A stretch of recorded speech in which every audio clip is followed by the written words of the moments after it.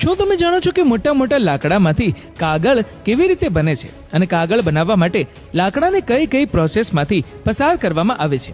આજના સમયમાં કાગળની માંગ એટલી વધારે છે કે દરરોજ કાગળ બનાવવા માટે 50 થી 60 ટ્રક જેટલા લાકડાનો ઉપયોગ કરવામાં આવે છે. તો ચાલો જાણીએ કે લાકડામાંથી કાગળ કેવી રીતે બને છે.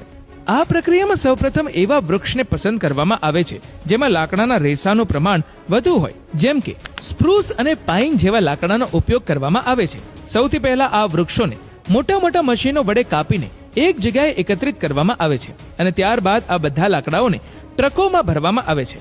મિત્રો, તમને જણાવી દઈએ કે આ ખાલી એક ટ્રક ભરાય એટલા લાકડા નહીં, પરંતુ 50 થી 60 ટ્રક ભરાય એટલા લાકડા હોય છે. ત્યારબાદ આ તમામ ટ્રકોને કાગળ બનાવવાની ફેક્ટરીમાં લઈ જવામાં આવે છે. ત્યારબાદ બધા લાકડાને ટ્રકમાંથી ઉતારવામાં આવે છે.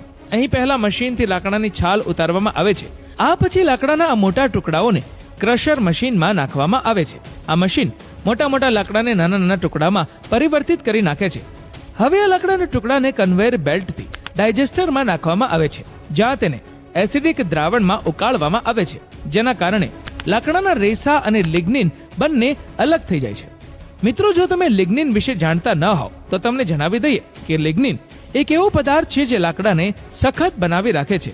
હવે આ બાકીના લાકડાના રેસાને પાણીથી સારી રીતે સાફ કરવામાં આવે છે, જેના કારણે બાકીનું એસિડિક દ્રાવણ બહાર નીકળી જાય છે અને રેસા વધુ નરમ અને સ્વચ્છ બની જાય છે.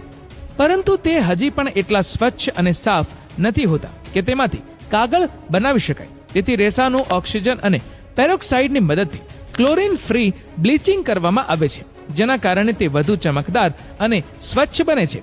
હવે જો આપણે બ્લીચ કરેલા લાકડાના રેસામાંથી સીધો કાગળ બનાવીશું તો તેની ક્વોલિટી ઘણી ઓછી હશે, એટલે કે કાગળ સાવ પાતળો પણ બની શકે છે. તેથી કાગળની ક્વોલિટી વધારવા માટે લાકડાના રેસામાં કેલ્શિયમ કાર્બોનેટ ઉમેરવામાં આવે છે અને સારી રીતે મિક્સ કરવામાં આવે છે.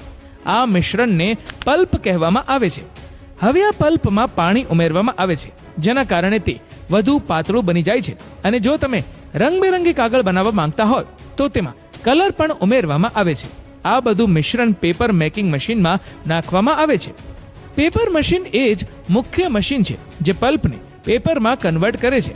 પેપર મેકિંગ મશીનમાં એક ખાસ ચેમ્બર હોય છે જેને હેડબોક્સ કહેવામાં આવે છે.